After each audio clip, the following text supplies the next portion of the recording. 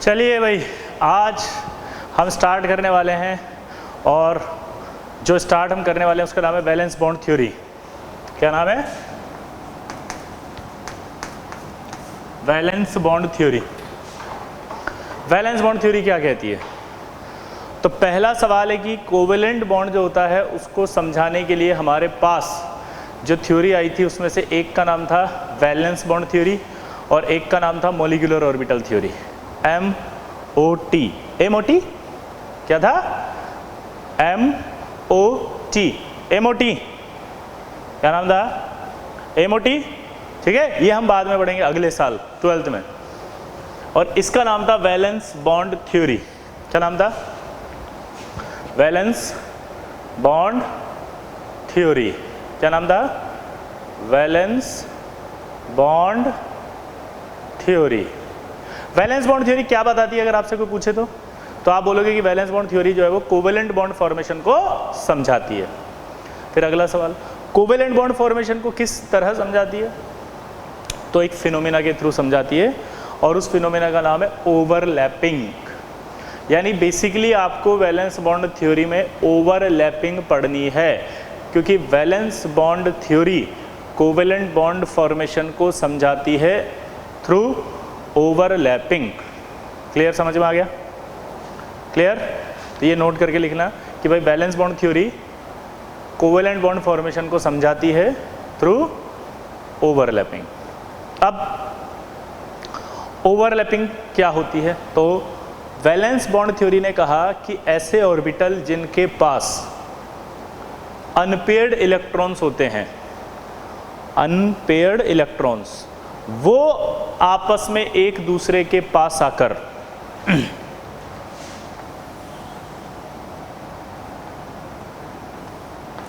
ये unpaired electron है, opposite spin वाले, स्पिन अलग अलग है, अपोजिट स्पिन वाले एक दूसरे के पास आकर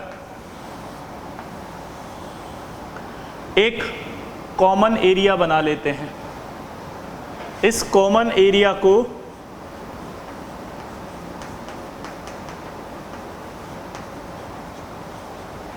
ओवरलैपिंग एरिया कहा जाता है।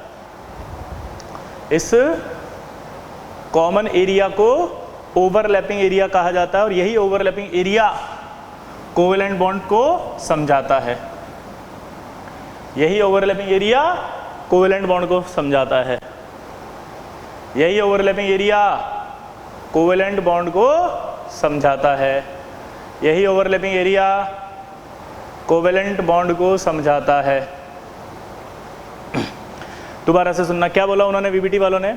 कि ऐसे ऑर्बिटल जिनके पास अनपेयर्ड इलेक्ट्रॉन हो अपोजिट स्पिन वाले, तो ये अनपेयर्ड इलेक्ट्रॉन है अपोजिट स्पिन वाले, ये दोनों एक दूसरे के पास आकर के एक कॉमन एरिया बनाते हैं और इस कॉमन एरिया को ओवरलैपिंग एरिया कहा जाता है। ये ओवरलैपिंग एरिया ही कोवेलेंट बॉन्ड कहलाता है।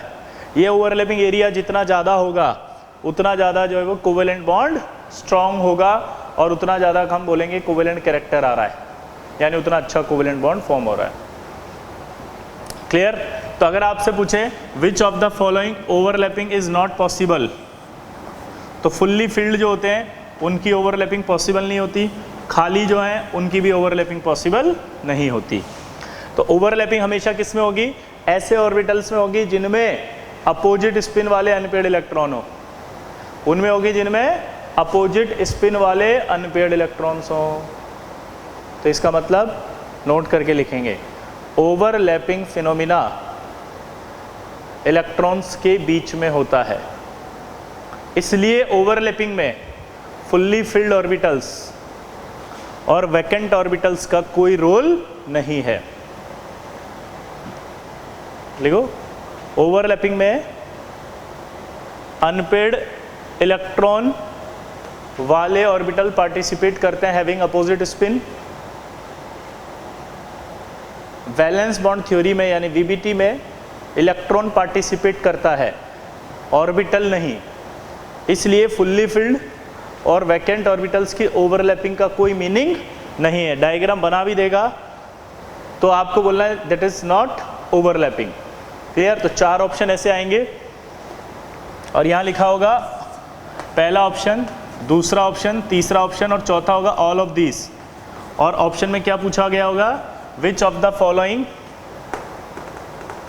The following diagram will explain valence bond theory. तो आंसर आएगा फर्स्ट। ये नहीं, यहाँ पर क्रॉस नहीं बनाएगा, ऐसा बना के दे देगा, ऐसा डायग्राम, तो आप बोल देंगे कि नहीं ये पॉसिबल नहीं है। तो वैलेंस बॉन्ड थ्योरी में आपको समझ में आ गया कि भैया वैलेंस बॉन्ड थ्योरी में कुछ नहीं होता है, ऐसे ऑर्बिटल जिनके पास अनपेड इलेक्ट्रॉन होते हैं वो एक दूसरे के पास आते हैं, पास आने के बाद एक कॉमन एरिया बनाते हैं, इस कॉमन एरिया के अंदर ओवरलैपिंग एरिया कहलाता है। ये इस में ओवरलैपिंग एरिया जितना ज़्यादा होगा वो आपका क्या कहलाएगा, बोलो, कोवेलेंट बॉन्ड कहलाएगा। और जितना ज़्यादा ओवरलैपिंग एरिया होगा उतना ज़्यादा कोवेलेंट बॉन्ड फॉर्मेशन होगा। ठीक, अब ये एक दूसरे के पास कैसे आते हैं हमको वो समझना है। तो ओवरलैपिंग दो टाइप की होती है,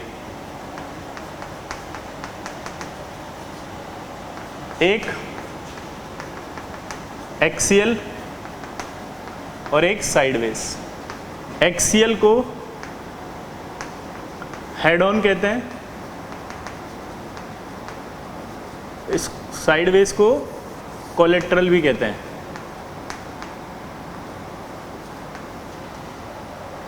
एक्सियल को हेड ऑन कहते हैं और साइडवेज ओवरलैपिंग को कोलेट्रल ओवरलैपिंग भी कहते हैं। इससे जो बनता है वो सिग्मा बॉन्ड फॉर्म होता है, इससे जो बनता है वो पाई बॉन्ड फॉर्म होता है, उससे जो बनेगा सिग्मा बॉन्ड, इससे जो बनेगा वो पाई बॉन्ड।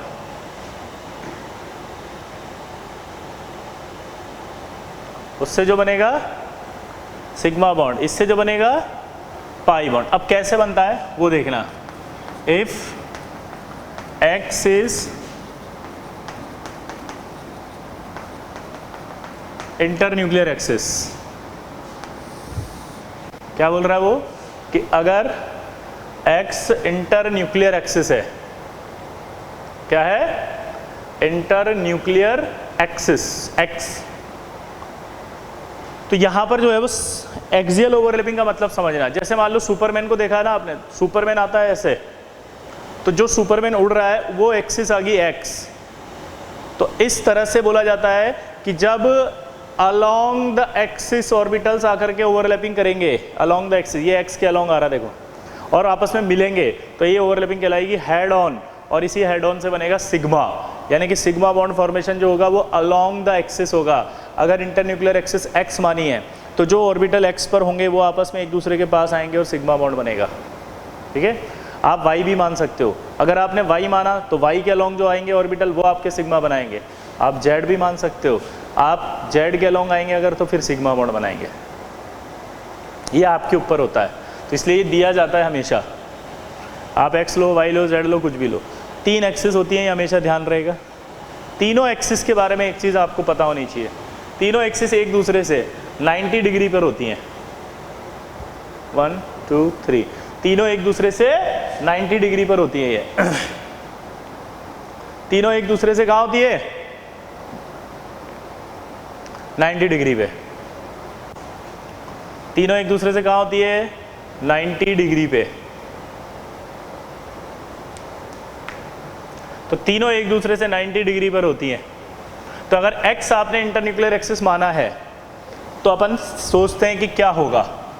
तो s ऑर्बिटल की बात पहले करते हैं। s ऑर्बिटल एक ऐसा ऑर्बिटल है जो तीनों एक्सिस पर रहता है, x, y और z। तो हम पहले ओवरलैपिंग करा रहे हैं x एक्सिस पे s ऑर्बिटल की। ये s ऑर्बिटल ऐसा जो तीनों ही जगह होगा। अगर ये तीनों जगह होगा तो एक्सिस पर रहेगा, तो x एक्सिस पर भी रहेगा।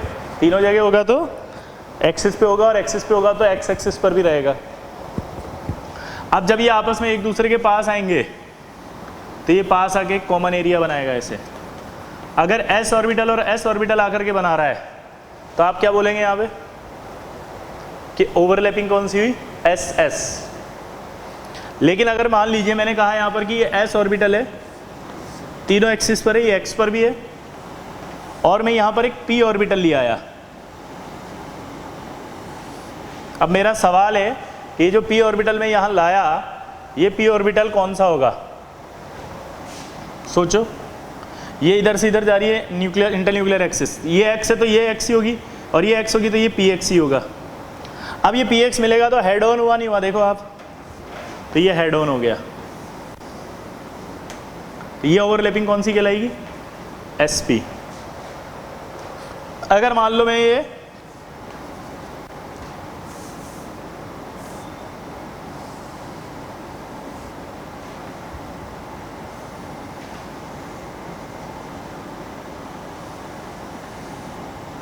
ये आपका क्या होगा?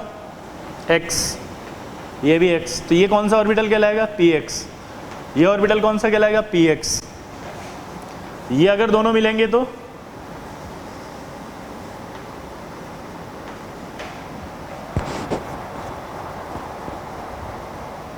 बोलो, ये कौन सी ओवरलैपिंग होगी? pp overlapping.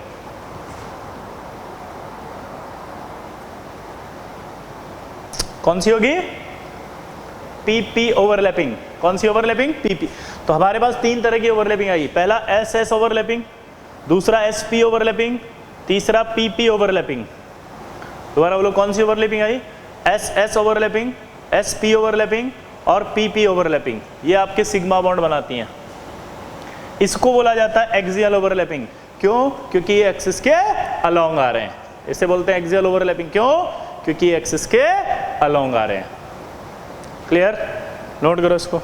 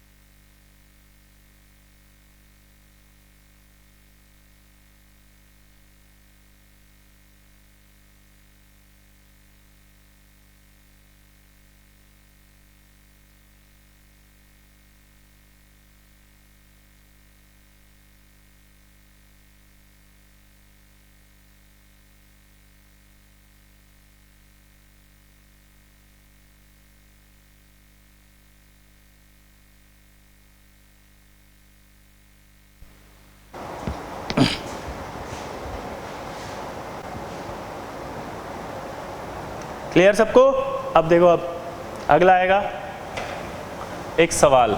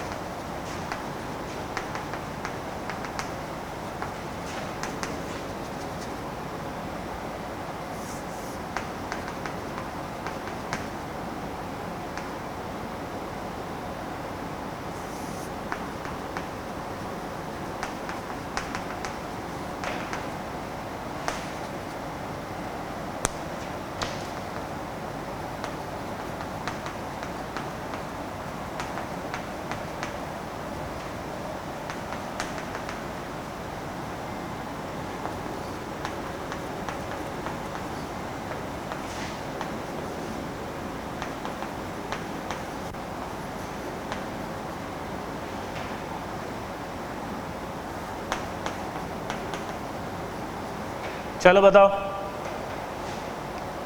which of the following overlapping is an example of SS overlapping?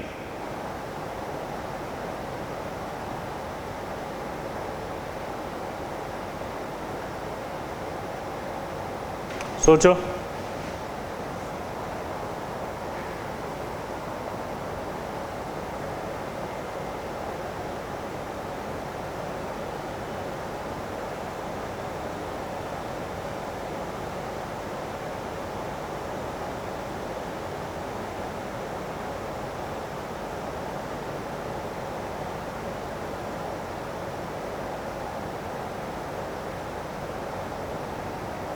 अब देखो कैसे करते हैं इसको। आपसे बोला एस एस ओवरलैपिंग, तो हाइड्रोजन का लास्ट का कॉन्फ़िगरेशन देखो 1s1, Cl का कॉन्फ़िगरेशन लिखा लें अगर 3s2 3p5,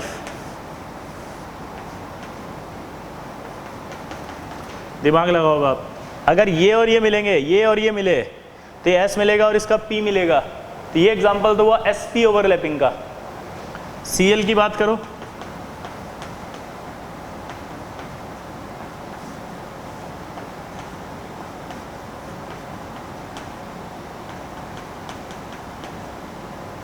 अगर मान लो Cl कहेंगे तो ये 3p होगा, दूसरा Cl भी 3p होगा, तो 3p 3p यानी कि Cl Cl यानी कि pp pp ओवरलैपिंग। हाइड्रोजन की बात करें तो हाइड्रोजन का कॉन्फ़िगरेशन आएगा 1s1, तो दूसरा भी हाइड्रोजन ही है, तो क्या आएगा वहाँ पे ss, तो आएगी ss ओवरलैपिंग, तो आंसर आएगा H2। चेंज कर लेता अगर मैं इस सवाल को और बोलता है यहाँ sp ओवरलैपिंग का एग्जाम्पल बताओ, तो ये S और P ओवरलैपिंग आती।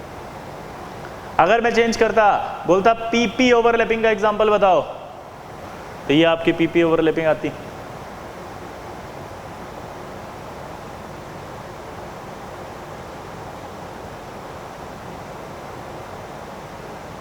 क्लियर?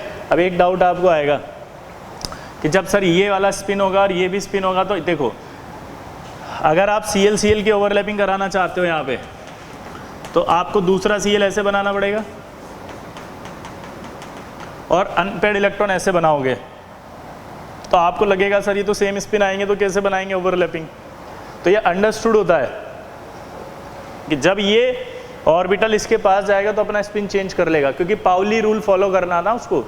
पाउली के हिसाब से एक ऑर्बिटल में 2 अपोजिट स्पिन वाले ही आएंगे, तो अपने आप ही अंडरस्टूड होता है कि वो फॉलो कर लेगा। तो आप इस तरह के डाउट अपने मन में मत लाना कि इसका स्पिन सेम है, इसका स्पिन सेम है, और वीबीटी ने कहा था अपोजिट स्पिन वाले ही पार्टिसिपेट करते हैं, तो फिर सर हमें नहीं समझ में आया। तो मेरा कहना यहाँ पर यह है कि ये अपने आप ही अपोजिट स्पिन हो जाएगा अगर ये आपस में पास आ रहे हैं, तो ये कन्वेंशन माना गया है, जाता है। क्यों? क्योंकि कोई भी ऑर्बिटल अगर 2 इलेक्ट्रॉन रखेगा तो पाउली फॉलो करेगा, तो इसका मतलब स्पिन अपने आप चेंज हो जाएगा। ठीक है, इस तरह के डाउट्स आपके मन में ना लाएं। ठीक है, अब देखो इधर,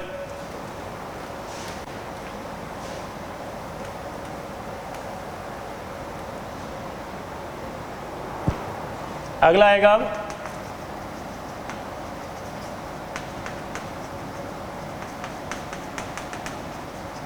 साइडवेज ओवरलैपिंग। क्या आएगा? Sideways overlapping. अब साइडवेज ओवरलैपिंग की अगर हम बात करते हैं तो फिर से वही बोल रहा हूं कि if x is internuclear axis, if x is internuclear axis, x internuclear axis है,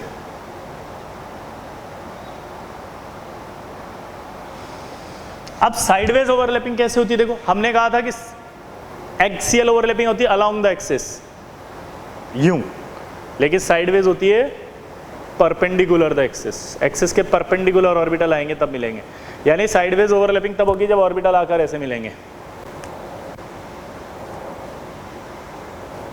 परपेंडिकुलर। तो अगर मैंने यहाँ पर x लिखा है इंटरन्यूक्लियर एक्सिस, तो मैंने आपको बताया था तीनों p ऑर्बिटल एक दूसरे से 90 डिग्री पे होते हैं। मैंने आपको बताया कि तीनों p ऑर्बिटल एक दूसरे से 90 डिग्री पर होते हैं। मैंने बताया कि तीनों एक दूसरे से 90 डिग्री पर होते हैं। अगर ये तीनों एक दूसरे से 90 डिग्री पर हैं, तो मैंने यहाँ पर x इंटरन्यूक्लियर एक्सिस मानी है, तो ये y आपका परपेंडिकुलर होगा या नहीं होगा?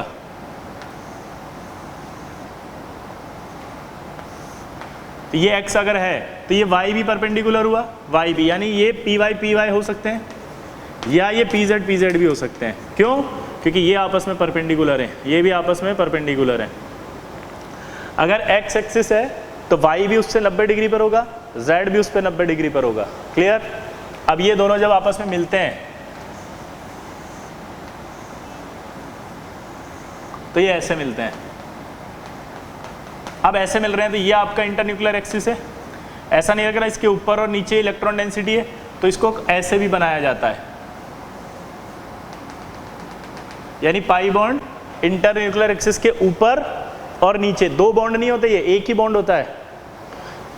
इसका मतलब पाई इलेक्ट्रॉन क्लाउड, एक नाम और दे देते हैं हम इसको, ऐसे भी बोल सकते हैं इलेक्ट्रॉन क्लाउड। तो आप अब ये डाउट मत लेना इलेक्ट्रॉन क्लाउड क्या होता है, ये सब एक ही बात है, इलेक्ट्रॉन को ही बोलते हैं ये सब चीजें, है ना। तो ये इंटरन्यूक्लियर एक्सिस है।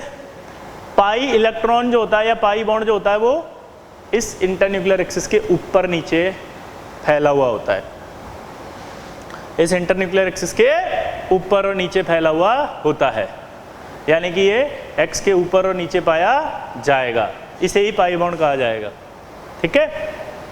अब सवाल उठता है कि अगर पी एक्स की जगह यहाँ पर पी वाई होता इंटरन्यूक्लियर एक्सिस, तो फिर पाई बॉन्ड किस किस के बीच में बनता? अगर वाई होता इंटरन्यूक्लियर एक्सिस तो बनता पी एक्स पी जेड के बीच में। अगर जेड इंटरन्यूक्लियर एक्सिस होता तो फिर परपेंडिकुलर होता पी एक्स पी वाई, इनके बीच में पाई बनता। ठीक है, तो नोट कर लो इसको।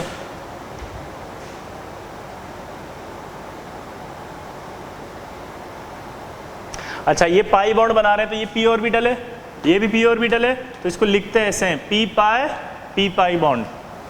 कैसे लिखते हैं? P pi bond. कैसे लिखते हैं? P pi bond.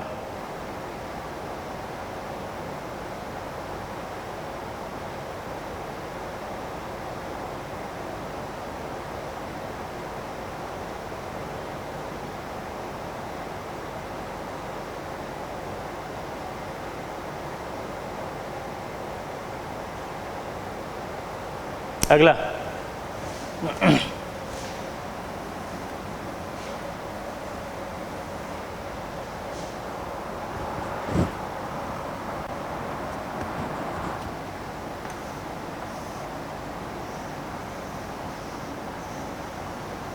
ये डी ऑर्बिटल है एक्स और ये एक्सिस वाई है, तो ये कौन सा ऑर्बिटल हो गया? D X Y.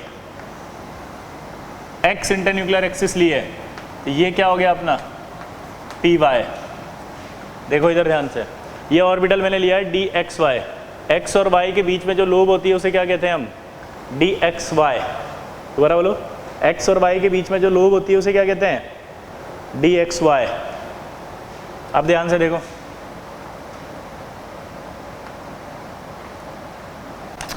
तो ये आपका ये जो है वो वाई है, तो ये वाला भी वाई लेना पड़ेगा, इसलिए ये पी वाई लिया, ताकि जब मैं इस एक्स के अलॉन्ग इसको लेके आऊंगा तो ये कैसा आएगा? देखो,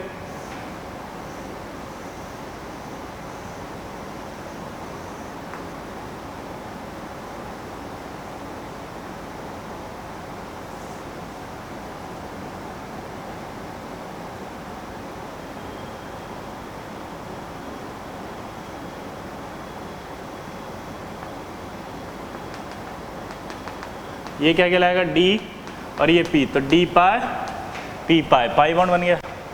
अगर मैं यहां पर क्या ले लेता हूं,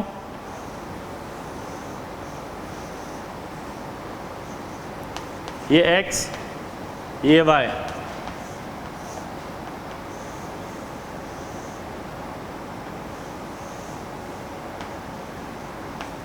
तो ये आपका भी क्या हो जाएगा? एक्स ये वाई। तो अब अगर ये एक्स एक्सिस है, ये भी एक्स एक्सिस है, इसके अलॉन्ग आप इसको मिलाओगे तो देखो कैसा दिखेगा।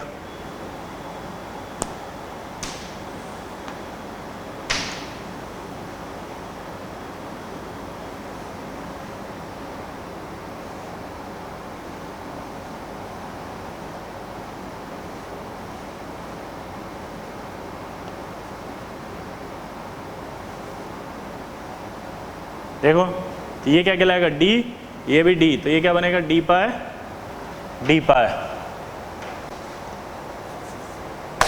तो ये आपके तीन तरह की पाई बॉन्डिंग आपने पढ़ी। पहली पी पाई, दूसरी डी पाई पी पाई, और तीसरी पी पाई। मतलब सॉरी, पहला पी पाई, दूसरा डी पाई और तीसरा डी पाई। यहां पर अगर आप ध्यान से ये देखें तो डी ऑर्बिटल की कितनी लोब आपस में मिल रही हैं? ये लोब कहलाती हैं। पहला डाउट ही आ जाएगा, लोब किसे कहते हैं? ये जो होती है ना, इसको लोब कहते हैं। एक लोब, दो लोब, तीन लोब, चार lobe, 1 lobe, 2 lobe, 3 lobe, 4 lobe. ये कौन सी लोब है? 4 लोब। 4 में से कितनी लोब मिल रही हैं? सिर्फ 2 लोबों के बीच में हुई ना, 2 लोब हैं ये मिल रही हैं, तो इसको एक लाइन और बोल देते हैं हम, 2 लोब इंटरेक्शन। क्या बोला जल्दी बताओ? 2 लोब इंटरेक्शन। तो जब भी डी ऑर्बिटल की 2 लोब्स मिलेंगी तो पाई बॉन्ड फॉर्मेशन होगा। क्या बोला जल्दी बताओ? जब भी डी ऑर्बिटल की 2 लोब मिलेंगी तो पाई बॉन्ड फॉर्मेशन होगा, ठीक है। लेकिन अगर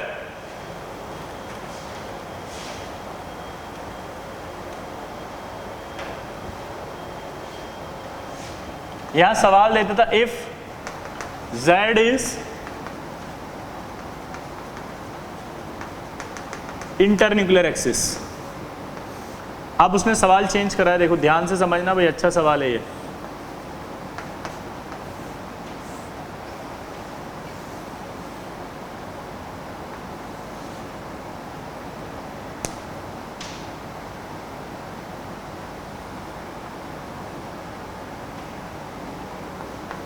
ये अभी भी एक्स वाई है, ये अभी भी एक्स वाई है।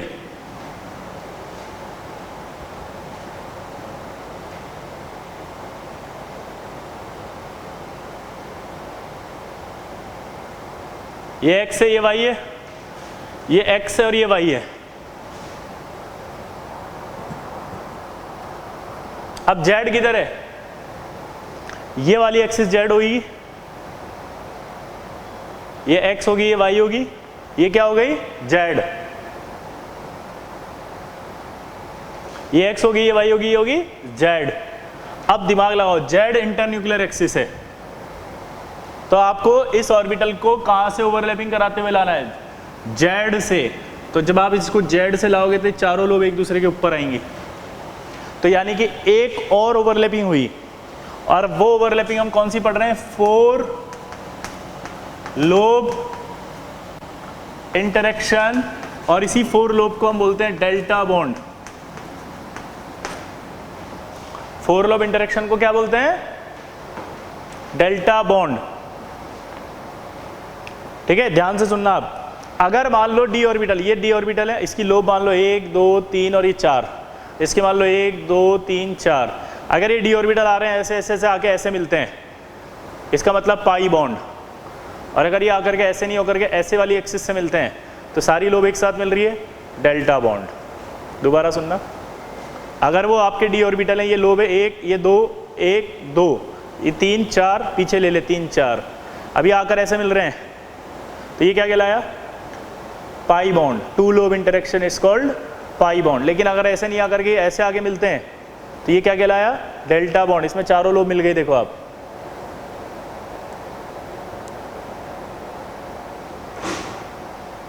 आया ना? तो ये 4 लोब इंटरेक्शन से क्या बन रहा है? Delta bond. तो आपसे सवाल पूछेगा ये कि अगर x इंटरन्यूक्लियर एक्सिस होती, ये x, तो इस x के अलोंग आते ये, और ये आपस में टकराती, तो क्या बनता? Pi bond. लेकिन अब बोला उसने कौन सा? इंटरन्यूक्लियर एक्सिस z कहाँ है? यहाँ। तो आपको ये जो ऑर्बिटल है, ये ऑर्बिटल इस एक्सिस से आना पड़ेगा, z से। जो इंटरन्यूक्लियर एक्सिस होती है उसी से आना पड़ता है। तो जब वो ऐसे आएगा तो इनसे मिलेगा और इन चारों से मिलेगा, तो डेल्टा बॉन्ड बनेगा, ठीक है। अब देखो इस पे सवाल कैसे कैसे आते हैं।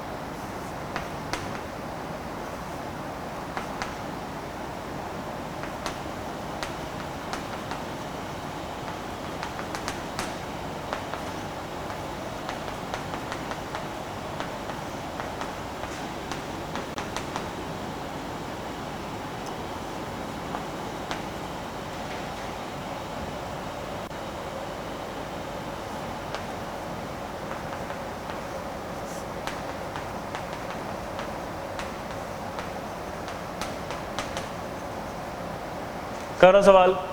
अब सवाल देगा आपको इस तरह से कि which of the following overlapping is formed sigma bond if Z is internuclear axis. अब Z अगर इंटरन्यूक्लियर एक्सिस है तो कौन ऐसा होगा जो सिग्मा बॉन्ड बनाएगा? कौन सी ओवरलैपिंग से आप सिग्मा बॉन्ड बना पाएंगे? क्या बोल रहा है वो? कौन सी ओवरलैपिंग से आप सिग्मा बॉन्ड बना पाएंगे? तो अब यहाँ देखो वापस से इंटरन्यूक्लियर एक्सिस क्या है? Z।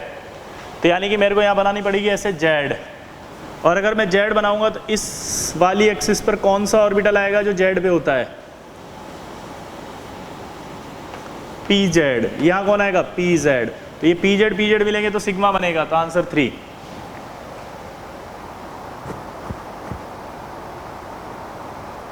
क्लियर? अब ये दोनों क्या बनाएंगे? ये क्या बनाएंगे? तो ये Z के परपेंडिकुलर होगा ऐसे, X ये भी परपेंडिकुलर होगा ऐसे, तो ये पाई बनाएंगे। ये भी आपस में मिलेंगे तो क्या बनाएंगे? Pi bond. क्लियर? इस तरह से सवाल आते हैं आपके पास। ठीक, अगला देखो।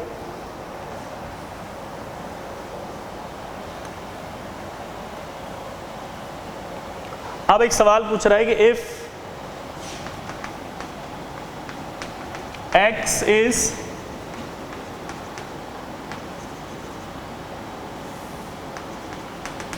इंटरन्यूक्लियर एक्सिस, तो आपका वो कह रहा है कि Px Py में क्या होगा? Px प्लस Pz में क्या होगा? Pz प्लस Py में क्या होगा? इनमें क्या होगा? अब अगर आपके पास X इंटरन्यूक्लियर एक्सिस है और वो बोल रहा है Px और Py में क्या होगा? Px प्लस Pz में क्या होगा? Pz और Py में क्या होगा?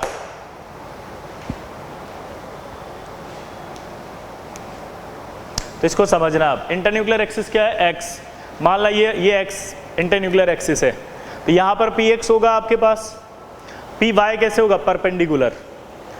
तो ये आपस में ओवरलैपिंग कभी नहीं हो सकती। क्यों? क्योंकि इसका न्यूक्लियस इसके पास जाएगा लोब के पास। न्यूक्लियस और लोब में कभी ओवरलैपिंग नहीं होती, इलेक्ट्रॉन्स के बीच में होती है। तो सिचुएशन देखो कैसी बनेगी। अगर मैं Px लेता हूँ तो ये Px तो ऐसा होगा, ये Py है तो कैसा होगा? Y इसके परपेंडिकुलर होगा।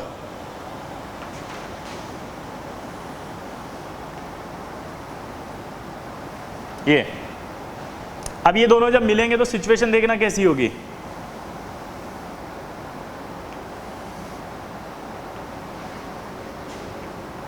ऐसी, यानी ओवरलैपिंग करने कौन आया? न्यूक्लियस आया ना इस एक्सिस पे। तो जब भी इस तरह से ओवरलैपिंग होती है तो ये ओवरलैपिंग मना होती है, ऐसे नहीं होती ऊपर नीचे हो गई, इसको मना करते हैं, नॉट, ये ओवरलैपिंग पॉसिबल नहीं है। तो इसका मतलब कभी भी अगर आपको ऐसे परपेंडिकुलर ऑर्बिटल दिखे तो आपको बोलना ये ओवरलैपिंग नहीं हो सकती, ये ओवरलैपिंग पॉसिबल नहीं है। तो जरा बताओ क्या ये ओवरलैपिंग पॉसिबल है? नहीं, क्योंकि X और Z परपेंडिकुलर आएंगे ऐसे।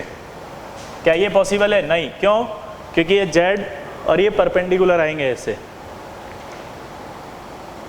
क्लियर?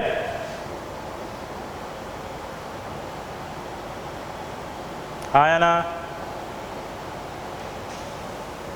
तो ये ओवरलैपिंग पॉसिबल नहीं होगी। अब जो हमने डेल्टा बॉन्ड पढ़ा,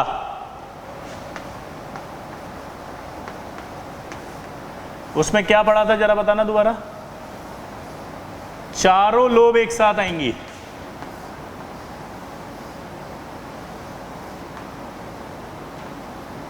यानी ये भी मिलेगी, ये भी मिलेगी, ये भी मिलेगी और ये भी मिलेगी। इसके एग्जाम्पल आपको भी याद रखने पड़ेंगे, क्योंकि ये डी ब्लॉक एलिमेंट जब आपस में मिलते हैं तब बनता है डेल्टा बॉन्ड, और डी ब्लॉक अभी हमें पता ही नहीं है कि बॉन्डिंग कैसे होती है। तो मैं सिर्फ आपको जस्ट इन्फॉर्मेशन, आप कोई डाउट नहीं पूछेंगे, ये है जस्ट इन्फॉर्मेशन कि ये आपके पास कोऑर्डिनेट है और ये आपके पास बन रहा है जो डेल्टा बॉन्ड है।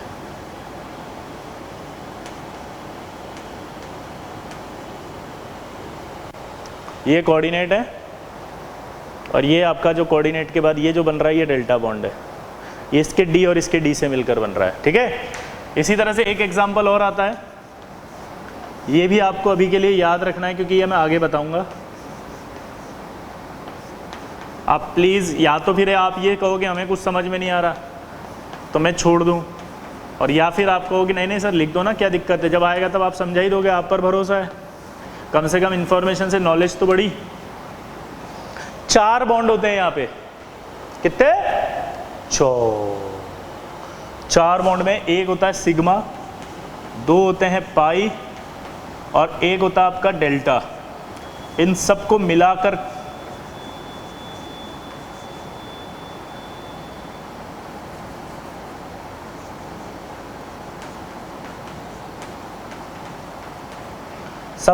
के क्वाड्रपल बॉन्ड बोला जाता है। इन सबको मिलाकर के क्वाड्रपल बॉन्ड बोला जाता है। इन सबको मिलाकर के क्वाड्रपल बॉन्ड बोला जाता है। क्या बोला जाता है? Quadruple bond.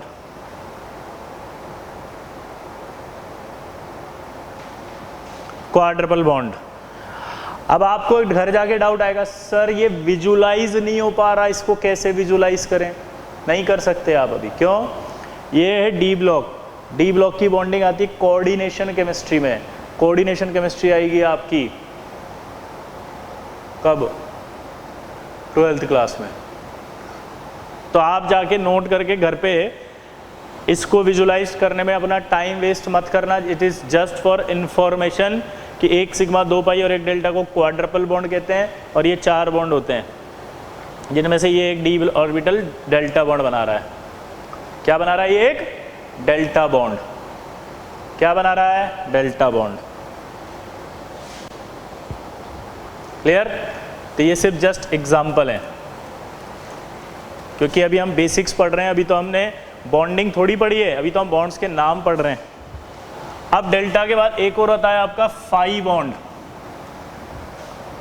डेल्टा बॉन्ड बनता है डी ऑर्बिटल से। डी ऑर्बिटल्स में कितनी लोब बताई थी आपको? 4 लोब। डी ऑर्बिटल में कितनी लोब बताई थी? बोलो। 4 लोब। डी ऑर्बिटल में कितनी लोब बताई थी? 4। तो इसलिए डेल्टा बॉन्ड वाले के लिए लिखा था 4 लोब इंटरेक्शन। डेल्टा वाले के लिए क्या लिखा था? 4 लोब इंटरेक्शन। क्लियर? ये होता है आपका 6 लोब इंटरेक्शन, क्योंकि f ऑर्बिटल जो होता है उस f ऑर्बिटल में 6 लोब होती हैं।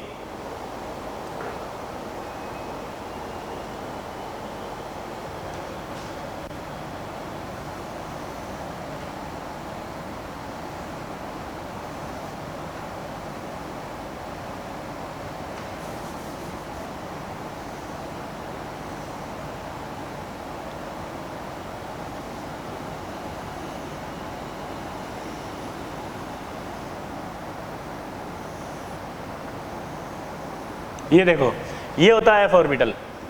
मैंने 3 असीले अलग से बनाए, 3 120 पे बना दिए ताकि आपको ग्रीन वाले दिख जाए 3, और ये 3 आपके वाइट वाले। येलो चौक दिख नहीं रही यार, येलो से बना देता हूँ।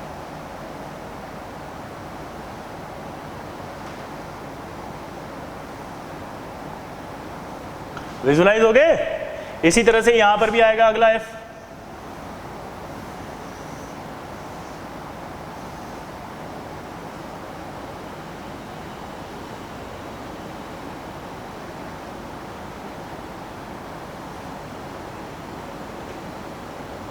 ये तो जब ये 6 लोब एक दूसरे से मिलेंगी, 1 1 2 2 3 3, तो जो बनेगा उसको बोला जाता है फाई बॉन्ड। यानी कि f ऑर्बिटल्स के मिलने से जो बनता है उसे कहते हैं फाई बॉन्ड। बस ये जस्ट इंफॉर्मेशन बताया मैंने, और ये ओनली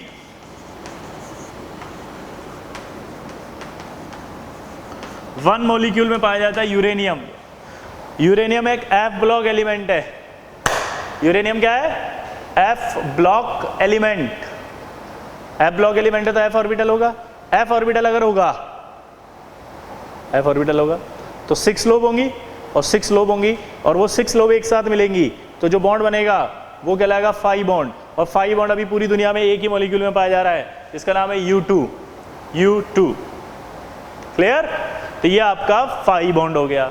तो आई थिंक आज बहुत सारी इन्फॉर्मेशन आपके पास पहुंची, सिग्मा क्या होता है, पाई क्या होता है, ठीक है। इसी तरह से आपके पास आया डेल्टा क्या होता है, क्वाड्रपल बॉन्ड क्या होता है, 5 बॉन्ड क्या होता है, ठीक है। तो मिटा रहा हूं मैं इसको। क्लियर? अब एक सवाल पूछ रहा हूं मैं आपको, इफ Z is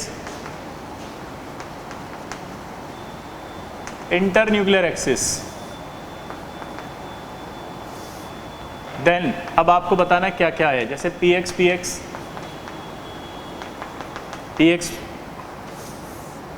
z है ना, pz py plus py d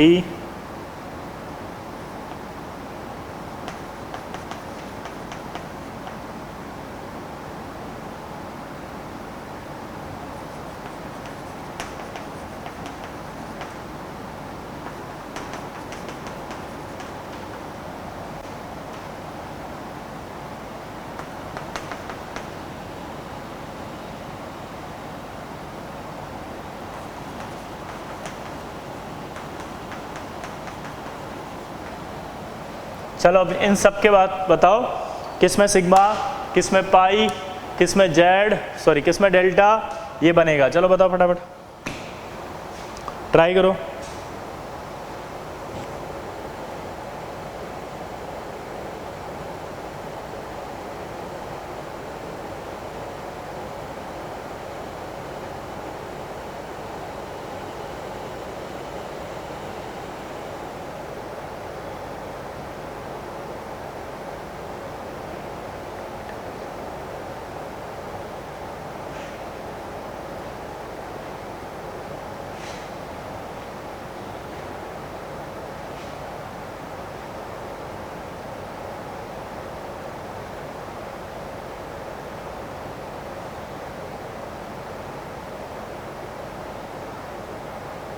अब चलते हैं अपन, शुरू करते हैं। Z इंटरन्यूक्लियर एक्सिस है तो S प्लस पी जेड क्या बनाएगा, सिग्मा। px बन रहे हैं तो क्या बनेगा, पाई, क्योंकि आपस में आएंगे। pz आएगा तो क्या बनेगा, सिग्मा। py आएगा तो क्या बनेगा, पाई। अब जरा dxz और dyz को देखो, ऐसे बनेगा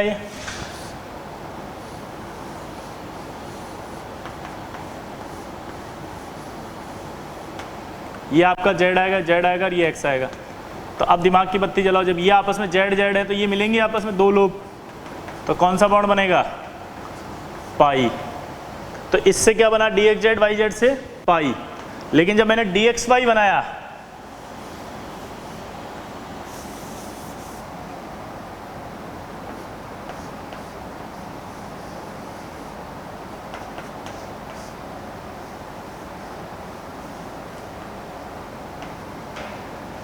ये, जब मैंने dxy और dxy बनाया तो अब z कहाँ है, z यहां होगा,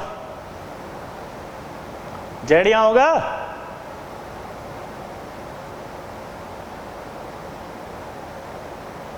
तो यहां से ये मिलेंगे z, तो क्या बनेगा, डेल्टा। px py कोई बॉन्ड नहीं बनता, py pz कोई बॉन्ड नहीं बनता, px pz कोई बॉन्ड नहीं बनता।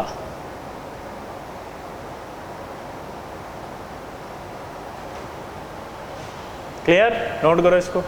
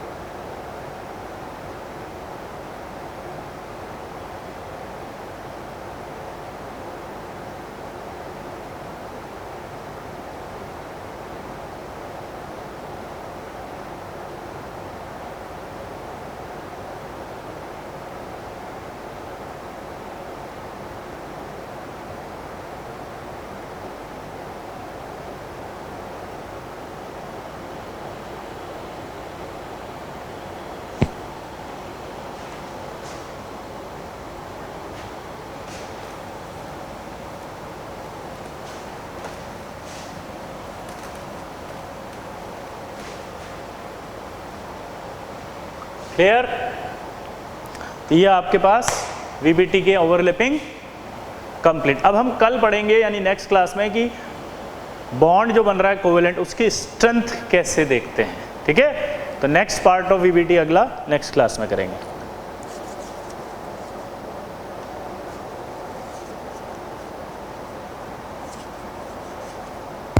चलिए मिलते हैं फिर अगली क्लास में।